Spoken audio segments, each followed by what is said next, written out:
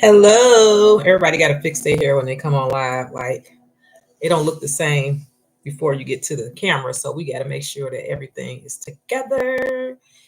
Hi, everyone. It is I, Tinisha D, with the continuation of Pimpette Chronicles, a modern Black woman's guide to dating safely and navigating these mean streets. I'm just going to get my tea because it's tea time with Tanisha, which is not a thing. And no, it will never be a thing because there's so many people trying to do tea time. It's crazy. Y'all want to see my cute little teapot? For those who didn't see it last week, I'm so proud of this. So look, let me show you how it works. Oh, I guess I can't. Well, yeah, I can. So you have your little teacup. And then, is this hot? No, it's not hot. And your teapot fits right on there, but I can't put it on there because I put tea in there already. Isn't that cute? And so you can store it like that.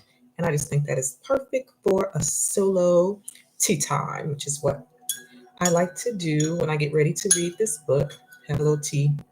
So yeah, as you can tell, I am very chill today. I have been everywhere.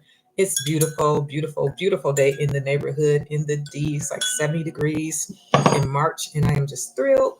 So I decided I would come home, and I don't even know when the last time I was on here, but I know it's overdue.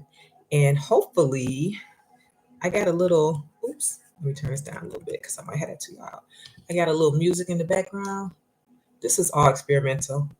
So hopefully it's not too loud and, yeah, hopefully everything will work out. But thank you for joining me. I am very excited. I am more than halfway through the book now. So I'm feeling good about that. If nothing else, it will be available if people aren't able to purchase it online.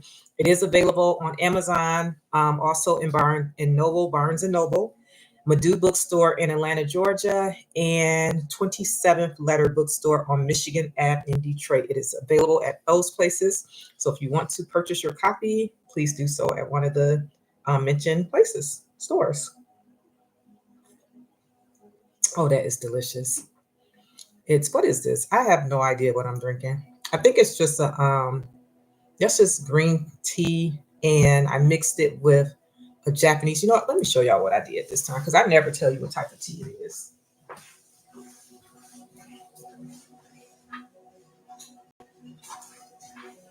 Okay, it's a matcha love tea.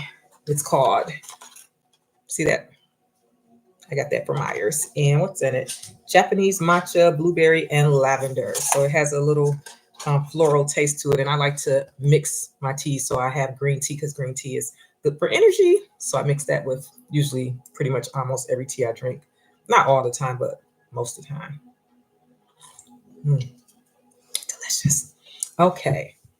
So where did we leave off? And actually, I'm going to take these glasses off so that I can see. My glasses is just for far distancing. Oh, we're on the chapter about compatibility. So we're moving into the 3 stages of dating. As mentioned before, dateable simply means attractive in a romantic way, available for a date. To date is simply to arrange a social or romantic appointment. In the past, people dated to get to know someone to move closer to courtship and hopefully a relationship. Nowadays, the goals or agendas are diverse as the people on this planet. If you ask someone what a date is, you will rarely find people who are in agreement. Some people think going over to someone's house to watch movies and chill is a date. Others feel that meeting in public is a date, while many don't feel that they have reached a date until they have shared an evening, which includes a meal.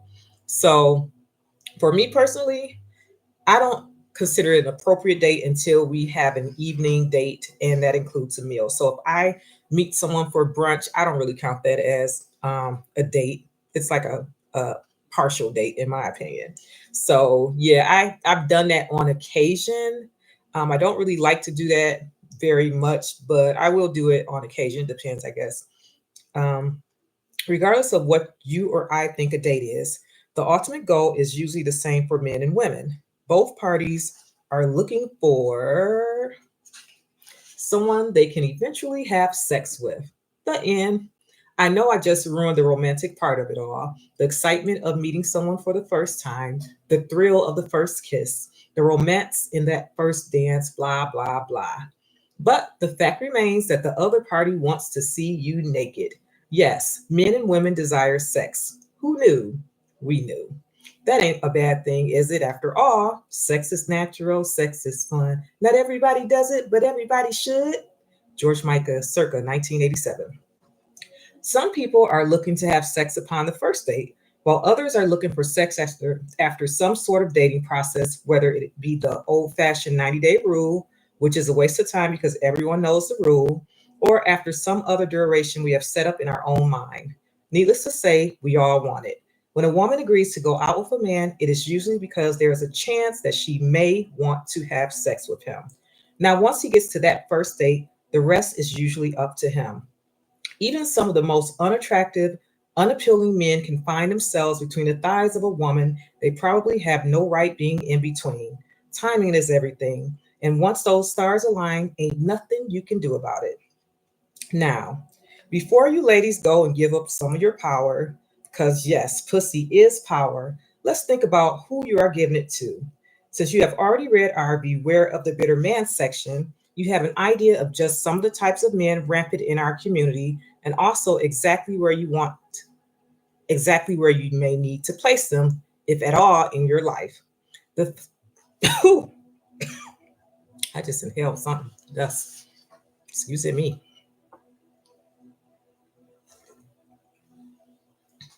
The fact is that many men may not be good men, but nonetheless, they are all usually good for something.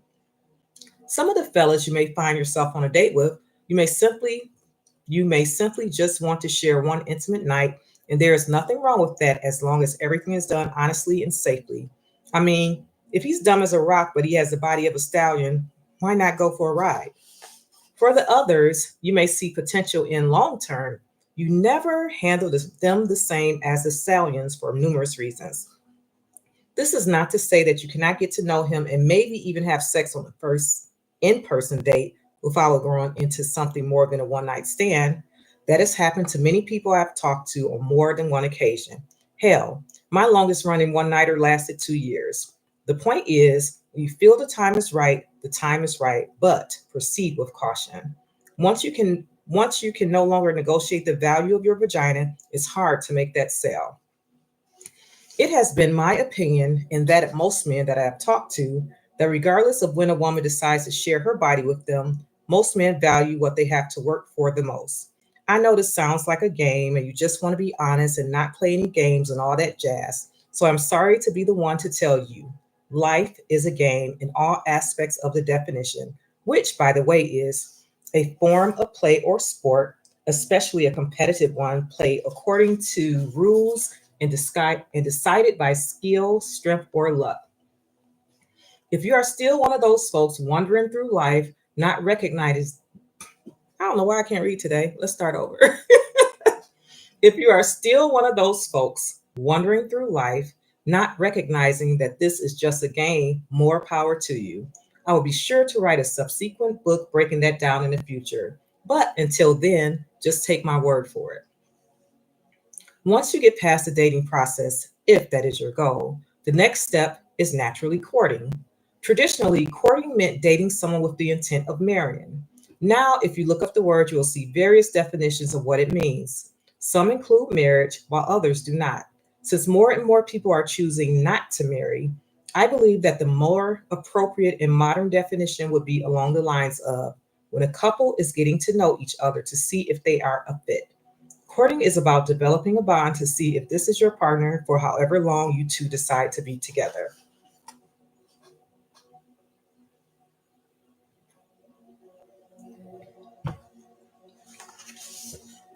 In the past, men who were interested in a lady did certain things to show their level of interest and the seriousness of the pursuit. Currently, we live in a dating climate where some women feel that they must also court the man. How many times have you heard a woman bragging and telling other women that the car he drives, she bought him, or that the clothes he wears, she provided? Ladies these days will happily pay for haircuts, gym shoes, etc. for a dude they know is sleeping with other women. Goofy! As for me and my pimpettes, we are not about that life, but that ain't my business. Honestly, I cannot begin to understand how a woman can expect a man to, quote, lead and be the head of the household, all while she is making him feel like a lady and taking care of him.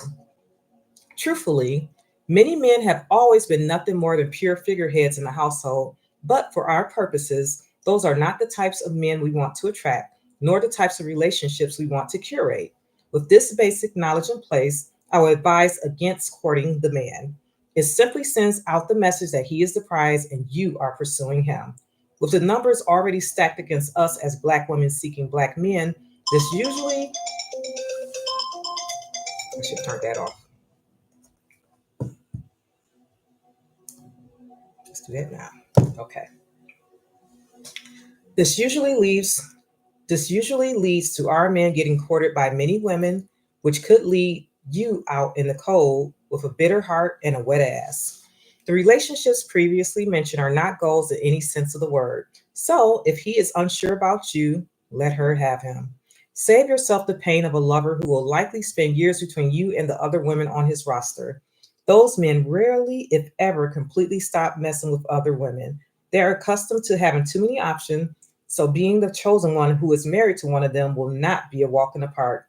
Men who have been coddled and overly fed by women in their lifetime usually only stop messing around with other chicks when they are old and their dicks barely work. True story. So ask yourself, are you really missing out if the best you can snag is a dude who is not head over heels in love with you and treats you like you are an asset in his life? Trust and believe that a man who cares for you will likely do anything to keep you. He will not pit you against other women because he will not want to hurt you. Anyone who makes you feel that you have to compete to gain his affection, love, and trust is undoubtedly not worth the sorrow. To double back, understand that I am not saying showing interest should not be reciprocal because it definitely should be. Reciprocation can be little acts of kindness and being available to spend time with him, following up with him, asking him how he is doing, being supportive, and very small tokens of affection, etc. For example, surprise him with his favorite brownie from the bakery or buy him a set of glasses for his kitchen if you notice he does not have any.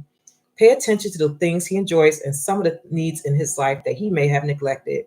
Here, you may have spent about $20 when a date can easily cost anywhere from $130 on up for two people, assuming you ain't paying for those dates. You're not right, sis? Don't do that. Anyway, multiply that by the number of continuous dates in comparison to those little tokens to show you care, and that, my darling, is an inexpensive investment. The point is, it is his job to court and win you over, not the other way around. As I've heard before, some women say the competition is fierce and that women are doing anything to get a man. Well, I've met and sent on their way some of these men, and honey, they usually ain't nothing that you should want to call your own. Once a good man wins you over and you are his woman, then what you choose to do for him is unlimited. I'm gonna have to put Winston up because his little tap dancing peaking on my nerves. Go sit down. Go sit down somewhere. You being annoying. Goodbye. In addition, if the fella has not made it clear that he wants to be with you and that his goal is to make you his woman, then keep dating until you meet one who does. When I say clear, that means not only verbally, but also in action.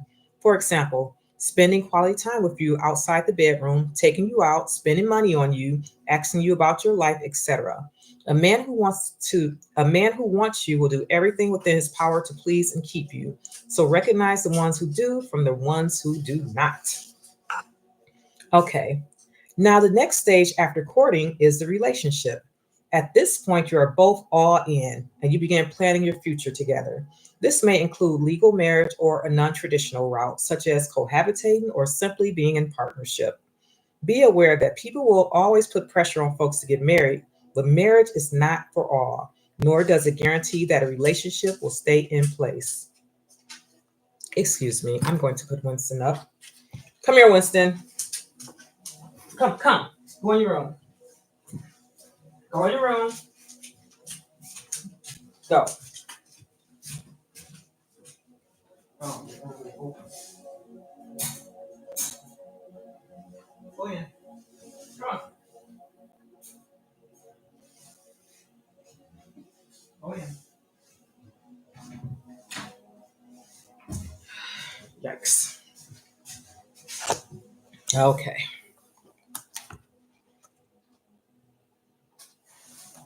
Okay. Where was I? I think I was, let's see. Let's start on relationship. Okay. Now, the next stage after courting is the relationship. At this point, you are all in. You are both all in, and you begin planning your future together. This may include legal marriage or non traditional routes such as cohabitating or simply being in partnership. Be aware that people will always put pressure on folks to get married, but marriage is not for all, nor does it guarantee that a relationship will stay in place. Statistically, it's more likely to fail than succeed. But that does not mean you shouldn't try at least once, in my opinion, if that is your desire. Marriage, when done right, can be one of the most glorious partnerships on the planet. Although the jury is out on whether or not I personally want to marry again, I still envy some of the seasoned couples who appear to have a great marriage. I know that many of those folks have been through many trials and tribulations, but nonetheless, they are admirable. My view on legal marriage is that it should be more about protecting assets than love. When people are invested in a union emotionally and financially, they are not so quick to call it quits. Nowadays, people get married, and sometimes those partners become more of a hindrance and liability than an asset.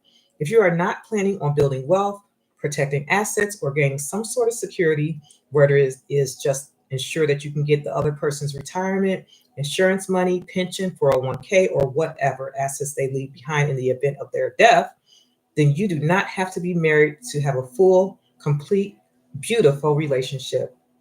It is your choice. So do what is best for your life.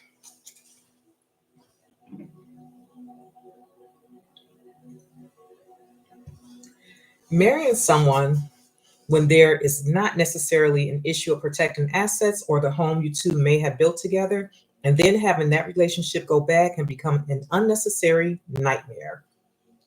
It's much harder to sever that contract for so many reasons. The divorce process can be expensive and tedious. There are often feelings of time lost, failure, and inadequacies because, in effect, it can be viewed as a failed business venture. There's the cost of starting over and the inconvenience of moving out of a place you call home. And let's not forget that awkward time of simply getting back into the dating scene. This transitionary period can become expensive and complicated for both parties involved as they struggle to find balance in life and separate assets. Some decide to just stay in the marriage because the divorce process can become so complex. So again, marriage is not always the cherry on top. I would rather be in a committed relationship where both parties are there because they want to be and not because they have to be. Excuse me. Warm this tea up.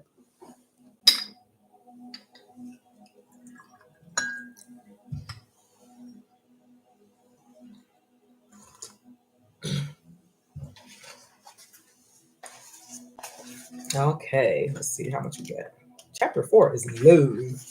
We're 18 minutes in. Okay. Next section. What exactly is a good man? Everybody always talking about a good man. A good man is hard to find. I got me a good man, blah, blah, blah. Well, personally, I don't think that a good man is hard to find. It's more of about finding compatibility because I feel like there's a lot of good men out there, but we're going to get into that. Okay. Many things we experience and are told truly shape how we choose our mates. Depending on the age and mindset of a person, reshaping perspectives can be a daunting task. Considering who may have shaped their perception, their mama, daddy, or mentor, that person may be held in such a regard that they cannot fathom the possibility that the information received is null and void. Women usually milk. Dang, I think I want to rush. Okay. Women usually tend to be much more open to new information, which is part of the reason we crave men who can teach us something. Unfortunately, we are too easily influenced by the men in our lives, which is also why we often find it hard to maintain our own autonomy once in a partnership. When choosing a mate, it is best to share your life with someone you can learn from without him crushing or inhibiting who you are. We must always be on the lookout for men who try to make us feel like we have to be something other than who we are to fit into their idea of a perfect match. In partnership, people need to understand that no one will ever be 100% of what you think a mate should be, but they should come so close that the rest seems unimportant. In the end, the person you choose should make you feel like a queen inside and out. Oh, okay, this story looks long. 20 minutes in. Are we going to go for it? We're going to go for it. Okay.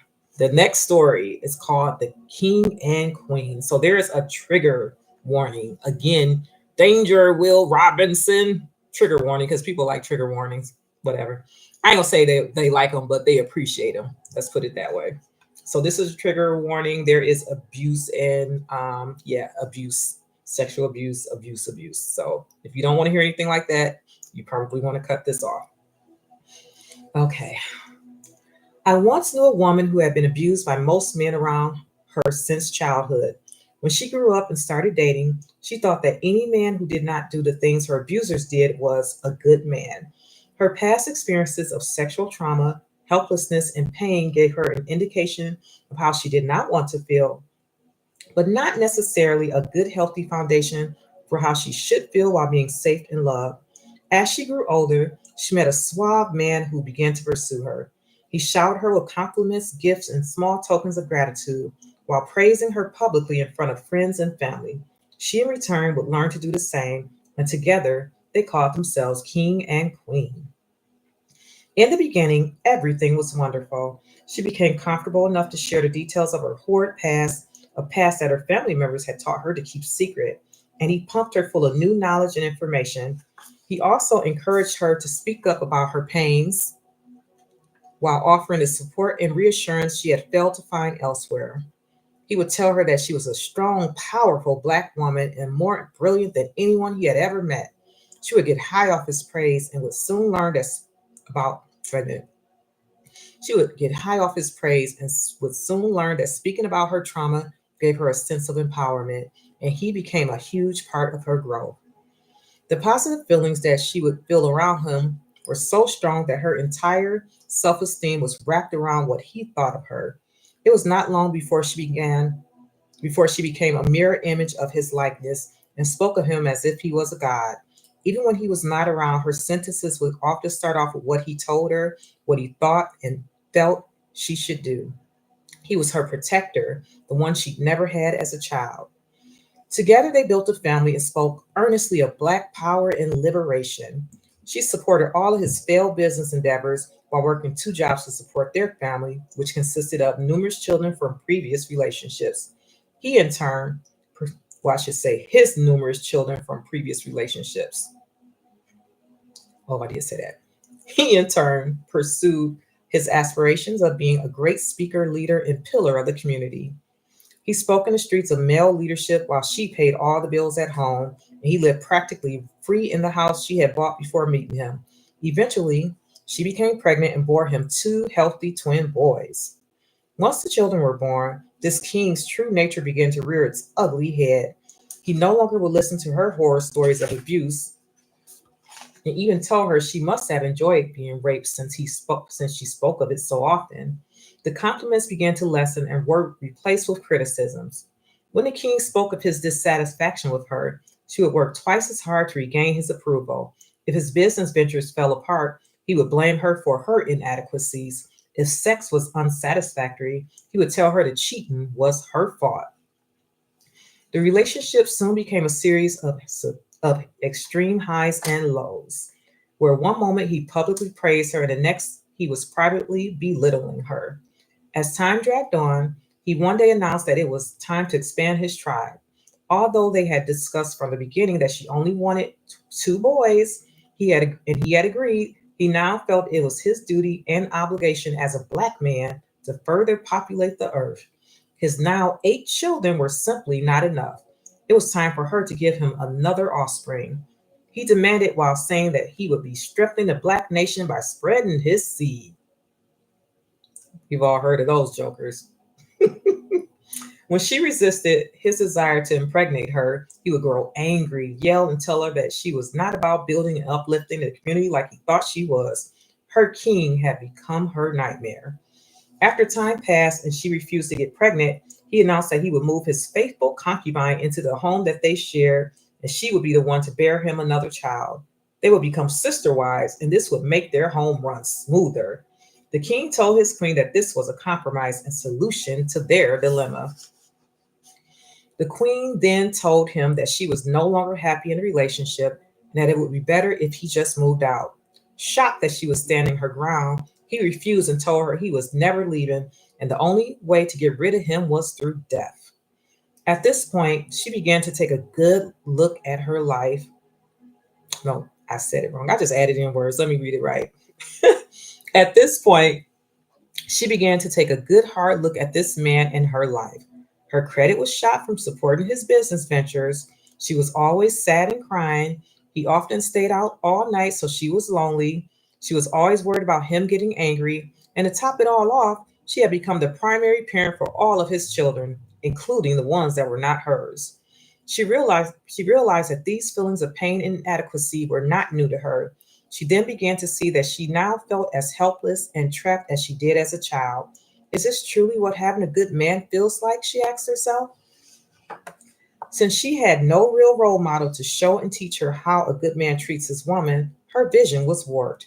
It could be said that her perspective of men had been tainted at a young age, so this made her a target for this manipulator. All the king had to do was give her a false sense of power. He knew she would blindly follow him. Recognizing that her sense of self worth had been stripped as a child, he preyed on controlling her while appearing to want to empower her. Ultimately, the only person he wanted to empower was himself.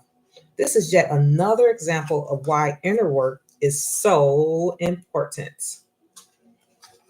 By dealing with past traumas and knowing yourself, no one will be able to come into your life and manipulate your self worth.